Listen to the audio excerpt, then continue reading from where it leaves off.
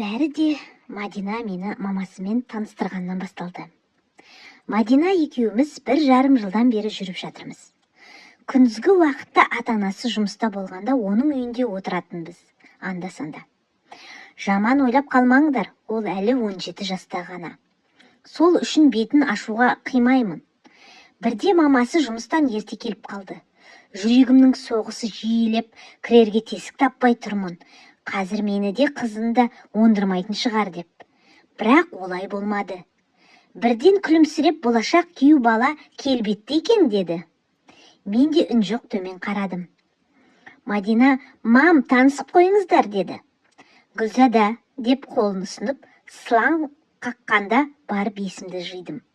Содан бастап оны Гүлзада апай деп атап кеттім. Гүлзада апаймен жақсы араласып кеттік. Үйлеріне де емін-еркін кіріп шығып шәй ішіп әңгіме дүкен құратынбыз. Оның маған қараған көзқарасының астарында бір сыр жататын. Кейіннен білдім, ол Мадинаның туған анасы емес. 4 жаста болғанында әкесі Гүлзада апаймен үйленеді де, бұл кіз сенің анаң деп айтады.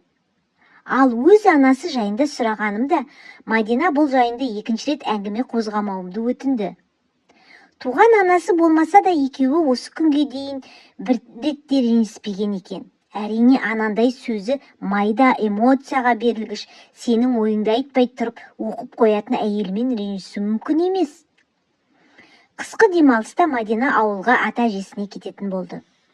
Гүлзада апай екеуміз оны шығарып салдық кешкі автобусқа.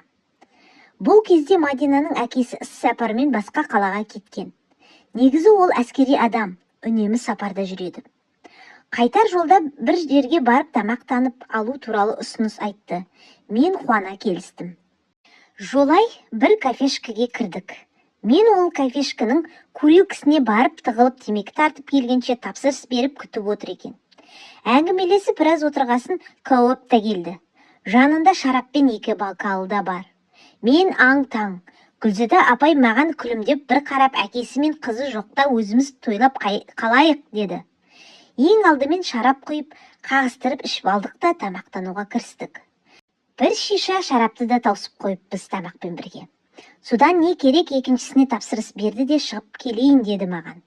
Өзі бастап тұп-тура әлгіндегі мен барған курилкаға алып, барып сөмкесімен бір қорап темекіні алып шығып, бір талын тұтатып, құшырлана сұрғанында мен тағы аң-таң болдым. Сол жерде темекі тартып алып қайта кіріп екінші шарапты аштық. Жаңағы темекінің әсері шараптың әсеріне алмасты ма білмеймін, Гүлзада апайым көңілденіп, лепіріп сөйлей бастады. Қысқасы мас болып кетті. Қызықты әңгімелер айтып отырып, өзінің күйеуіне көңілі тойылмайтынын да айтып қалды. Ол кісі іс-сапарда жүргенде түнімен төсегінде тыпыршып, аласұрып шығады екен. Сексті сондай қатты қалайтынын осы жерден ақ белгілі болды. Түн болып кафешкінің музыкасы да қатты шығып, жарықтар да ала көлеңке күйге иіне бастаған кез еді. Бір вальс әуені қосылғанда билеп қайтайық деді. Тұрып билеуге шықтық. Менің бір қолым оның белінде, екінші қолыммен қолым ұстап алғам. Ол менің қолын ұстап тұрған қолымды беліне апарды да менің мойныма асылып алды. Денесін жақындатып, 2 омырауын кеудеме тигізгенде есім ауысқандай күй кешіп, белінде тұрған қолым еріксіз төмен қарай түсіп, жамбасын мыжып жіберді. Сол жерден әуенде тоқтап, біз үйге қайтатын болып шештік. Үйге келіп кірген бойда курткаларымызды шешіп тастай аймаласуға кірістік. Әтірінің иісі мұрнымды жарып барады. Жәймендеп ерінен сүйіп, тамағының астынан өбіп, кеудесін ашып жіберсем, тырсиып тұрған 2 омырауы есімді мүлде алды. Лезде омырауынан мыжып, артынша сосогын аузыма салып, тартып жіберіп ойнай бастағанымда ақ оның ырсыған дауысы шыға бастады. Сөйтіп бүкіл денесін сүйіп, аймалап, кіндігіне дейін бардым да, одан әрі түспеді. Лыпасының ішіне қолымды салсам, күн тимесінде бір қыл жоқ, әрі суланып қатты ысып, ол жерде аздап қатайып тұр. Бұтындағысын сыпырып тастап, май құйрығынан мыжып, клиторын қозғап, уқалап тағы біраз жаттым. Ол шыдай алмай кіргізші деді.